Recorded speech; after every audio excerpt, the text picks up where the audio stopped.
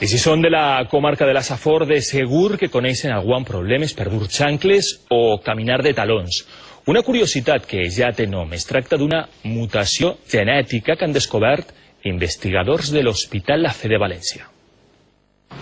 Atenció si és de la comarca de la Safor i no pot dur xancles, té problemes per a pujar les escales o no pot caminar de talons. Probablement té una mutació genètica. Així ho ha descobert un grup d'investigació de l'Hospital La Fe de València que dirigís Juan Jesús Vilche. Se trata de una enfermedad muscular que se manifiesta sobre todo con los músculos de las piernas, pero también se puede extender a otros músculos del cuerpo. ¿Cuál fue nuestra sorpresa? Que en la región de la Safor había más enfermos que todo lo que se había publicado en el mundo. Gràcies a esta investigació i l'ajuda d'historiadors de la Safor es data la mutació a principis del segle XVII, quan els moriscos van ser expulsats i la regió es va repoblar amb italians. Coincide la época y coincide la mutación con que alguno de ellos debió de transmitirla y establecerla. Coneguda com a miopatia de Leigh, es tracta d'una patologia que dificulta molt la marxa i que fins i tot pot deixar el pacient en cadira de rodes. En ciertos casos y con la evolución puede